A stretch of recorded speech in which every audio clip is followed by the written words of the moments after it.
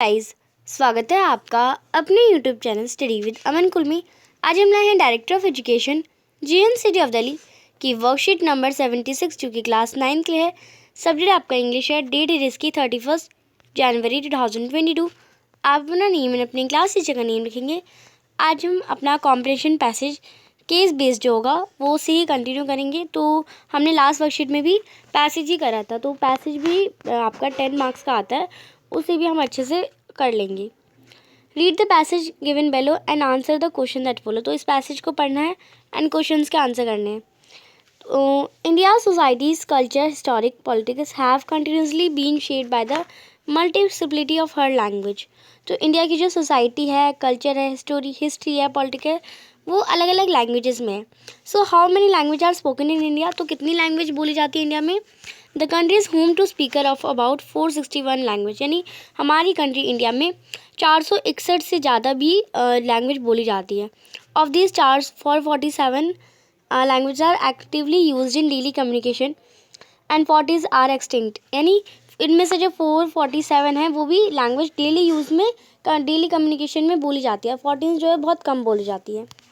Among these 121 languages have more than 10,000 speaker. यानी इसमें भी 121 लैंग्वेज हैं, उसमें 10,000 से ज़्यादा लोग हैं बोलते हैं।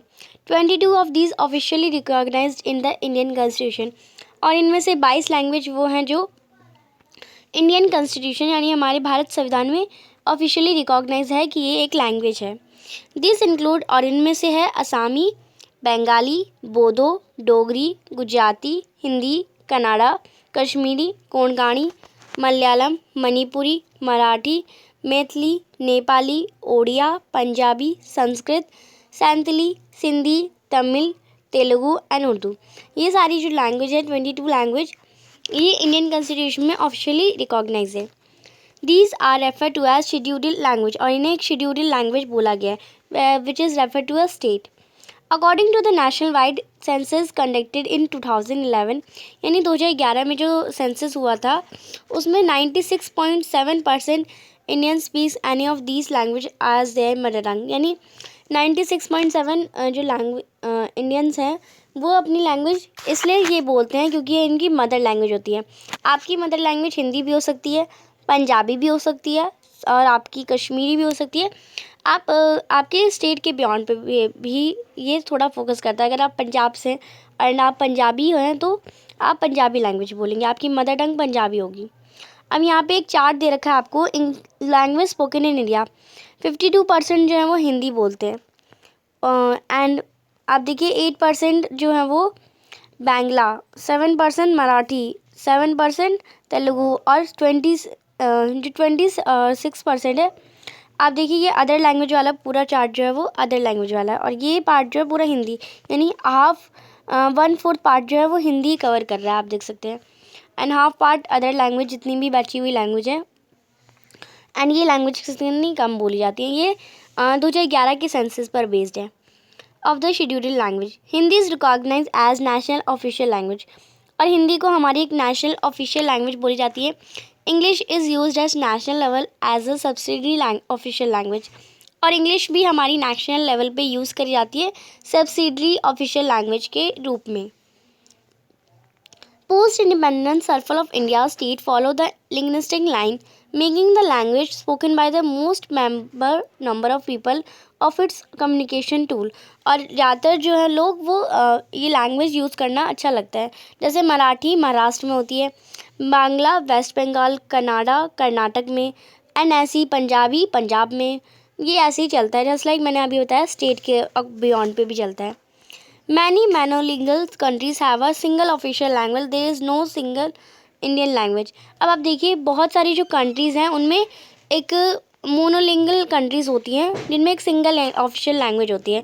जैसे लाइक अगर हम बात करें ऐसी यूएसए की, तो उनकी ब्रिटिश इंग्लिश जो है ब्रिटिश इंग्लिश जो लैंग्वेज हो जाएगी, या अमेरिकन इंग्लिश हो जाती है लैंग्वेज। पर इंडिया की कोई भी सिंगल लैंग्वेज नहीं है कि हम कह सकते हैं कि हिंदी ही सिंगल लैंग्वेज है, तो नहीं, हिंदी भी सिंगल लैंग्वेज नहीं है, कोई भी इंडिया की ऑफिशियल सिंगल लैंग्वेज नहीं है।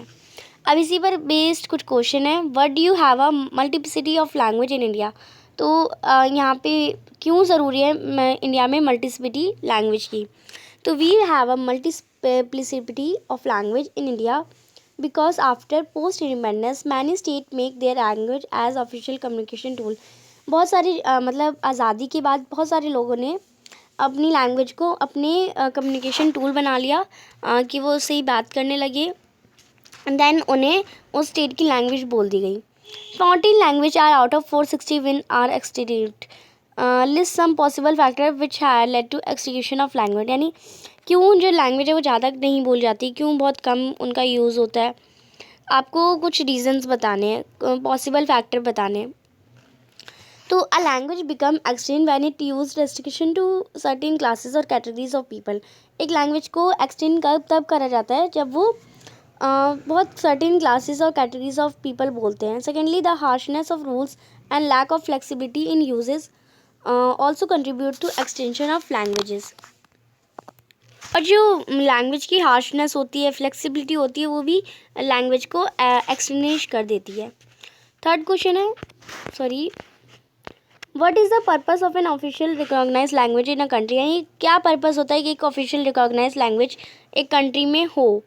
तो क्या पर्पस हो सकता है? तो आप लिखेंगे some country use a official language designation to empower indigenous group by giving them access to the governor in their native language. यानी कुछ कंट्रीज़ जो हैं वो ऑफिशियल लैंग्वेज को ही डेजिग्नेशन मानती है, अपनी पावर मानती है।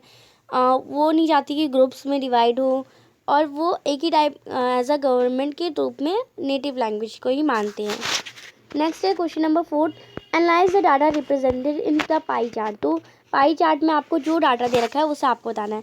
तो डाटा जो है रिप्रेजेंट कर रहा है 26% हिंदी बोलते हैं, 8% बांग्ला, 7% मराठी, 7% तेलुगु, 52% लैंग्वेज जो है वो अदर लैंग्वेजेस जो इंडिया में बोली जाती है। जस्ट लाइक आपने पढ़ा मराठी, पंजाबी, मैथिली, मणिपुरी, तो वैसी लैंग्वेजेस वो 52% हो जाएंगी।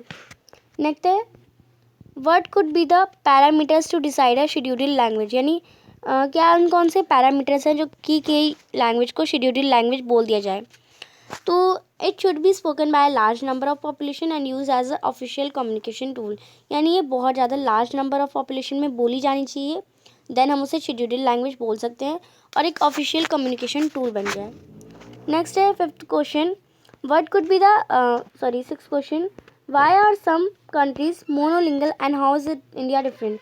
तो ज़्यादातर कंट्रीज मोनोलिंगल्स क्यों होती है और ये इंडिया से डिफरेंट क्यों है?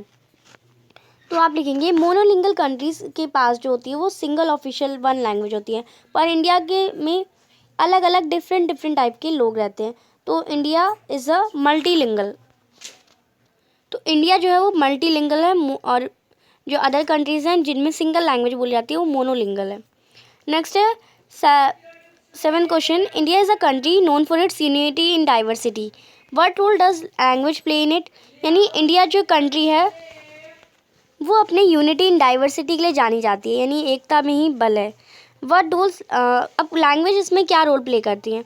तो unity in diversities in India is living proof. Language play a very important role because language varies state to state, but people of India live together with love and peace. यानी unity in diversity एक living proof है।